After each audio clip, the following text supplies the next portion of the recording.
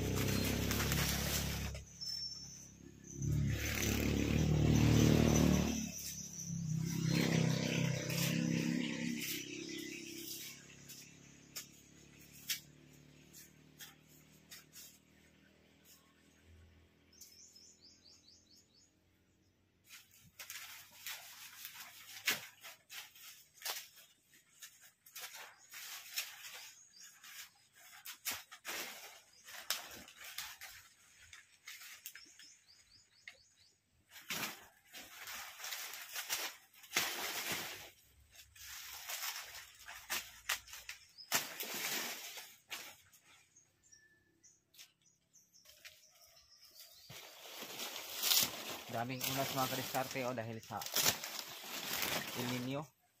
Ang daming unas.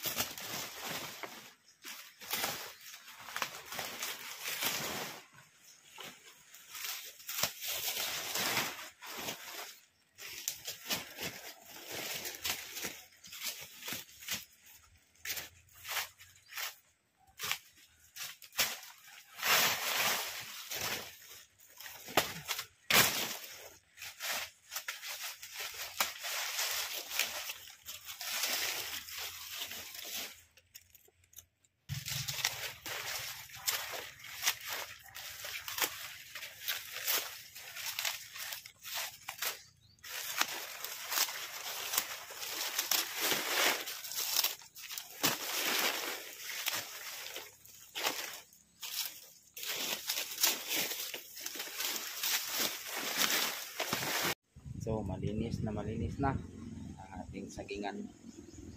Nakuha na natin lahat ang mga unas sa likod ko. Yan na, malapit tayo sa karsada. Ang ingay ng mga motor. Yan o. Hanggang sa ibabaw. Kita ang mga motor. Yung iba sa likod ko may bunga, hindi makita. Takipan ng dahon. Ito yung isa. So itutur ko kayo mga kadiskarte. Kasi malinis na ang ating sagingan ng lakatan. Sa ibabaw. Yan sa likod ko. So punta natin sa unahan.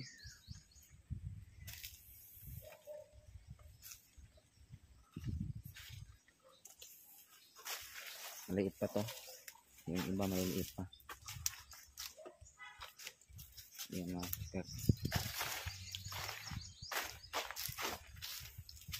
Yung iba may bunga. Yung iba wala naman sa ilalim mo.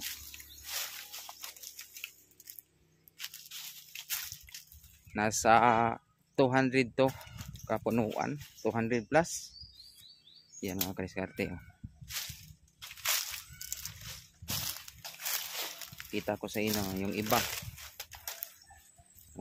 Yung iba namamatay. Ayan namamatay na. Sa ibabaw. May hilo ng dahon dahil sa El Nino. Ayan At mayroon pang natutumba sa lalim.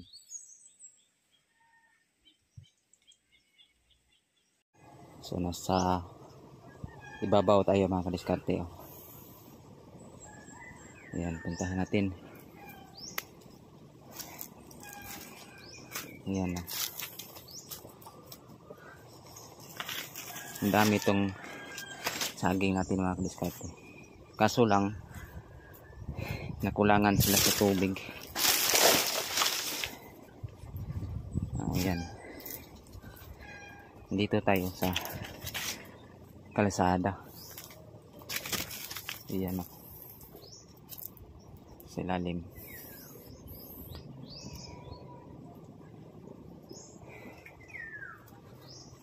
Yan o.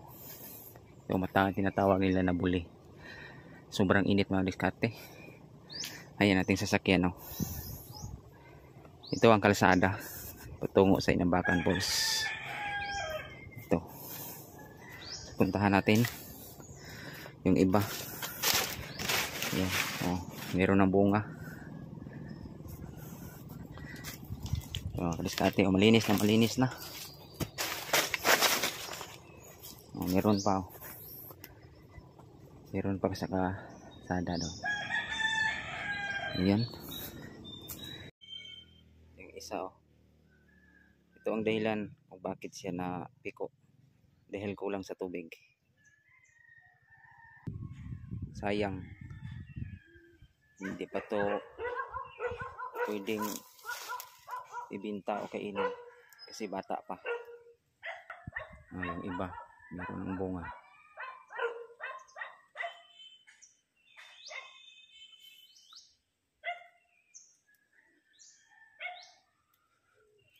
Ito yung isa. So, maraming salamat mga kadiskarte sa pagsubaybay ninyo at pagsuporta sa aking channel. Sana kung nagustuhan niyo ito, paki-subscribe naman po, like, comment and share. Bye bye.